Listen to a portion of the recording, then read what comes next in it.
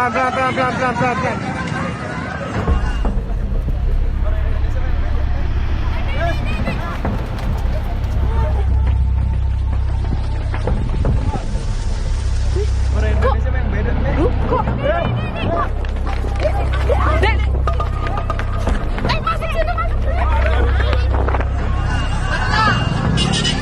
Pelan, pelan, pelan, pelan, pelan, pelan, nyantai, nyantai, nyantai, nyantai, nyantai.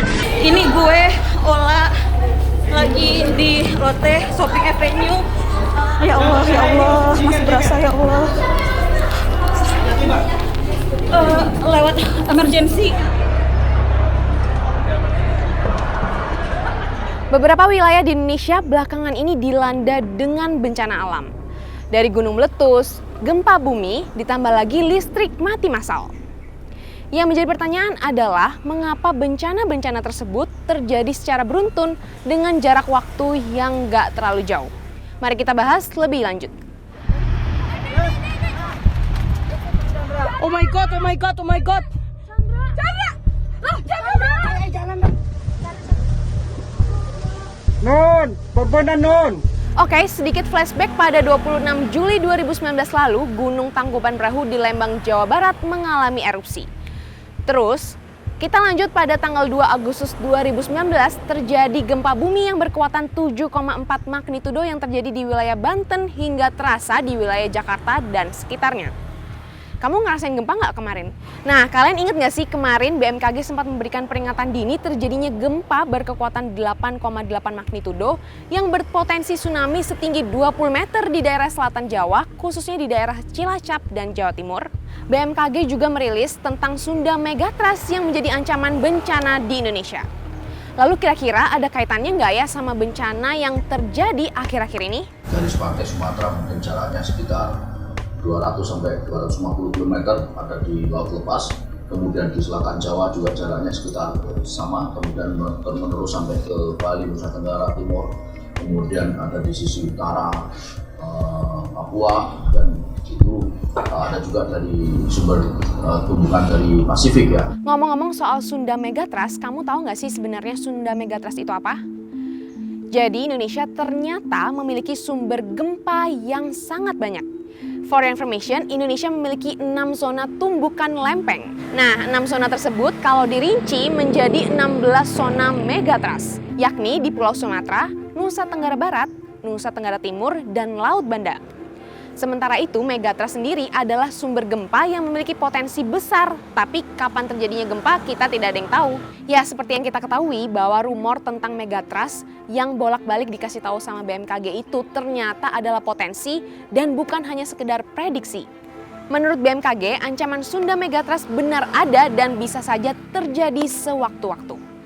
Ancaman Sunda Megatrust paling nyata ada di sepanjang pantai barat Sumatera, Laut Jawa, Bali ke arah timur dan sisi utara Papua. Jaraknya sekitar 200 sampai 250 km di laut lepas.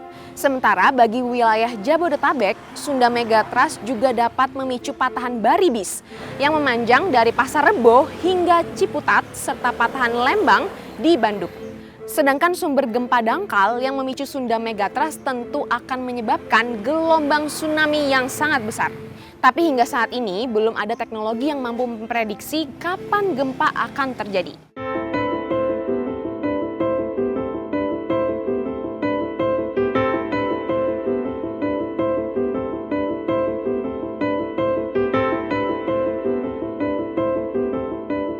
Lalu kejadian yang heboh kemarin terjadi di Jabodetabek pada Minggu 4 Agustus 2019 sekitar pukul 12 siang adalah mati listrik massal. Hal ini membuat Jakarta lumpuh. Mulai dari alat transportasi listrik seperti MRT, komuter lain tak bisa beroperasi. Begitu juga dengan sinyal telepon seluler beberapa provider hilang. Menurut keterangan resmi PT PLN, padamnya listrik di wilayah Jakarta dan sekitarnya itu disebabkan oleh gangguan pada gas turbin 1-6 di Suralaya. Selain itu, gangguan juga terjadi di pembangkit listrik tenaga gas turbin Cilegon.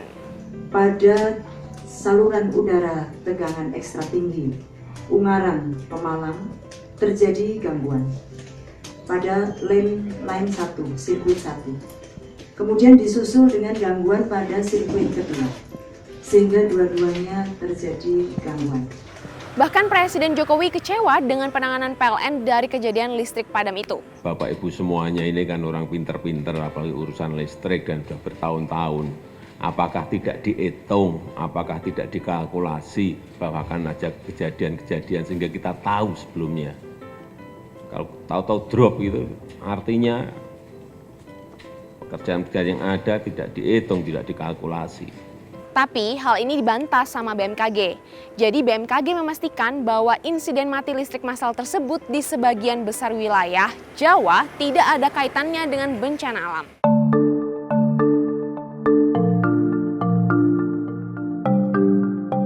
Rencana pemindahan ibu kota, saya ingin menekankan beberapa hal. Yang pertama, gagasan untuk pemindahan ibu kota ini sudah lama sekali muncul, sejak era Presiden Soekarno. Kalian udah tahu kan kalau pemerintah berencana untuk memindahkan ibu kota dari Jakarta ke Kalimantan? Apa ini ada kaitannya dengan bencana yang mengancam Jakarta? Allahu Akbar, Allahu Akbar, Allahu Akbar, gempa. Allahu Akbar.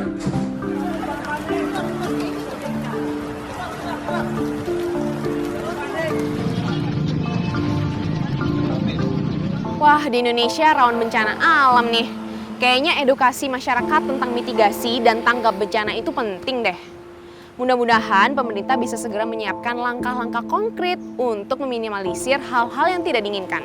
Bencana alam itu kan tidak bisa diprediksi secara akurat, karena itu adalah kekuasaan Tuhan yang Maha Esa. So, kita sebagai manusia harus siap dan tanggap akan bencana yang bakal terjadi di Indonesia ya. Duh, serem juga ya kalau ngebayangin bencana gitu. Wah, mulai sekarang aku harus tanggap bencana nih. Karena kita nggak tahu kan bencana itu kapan datangnya.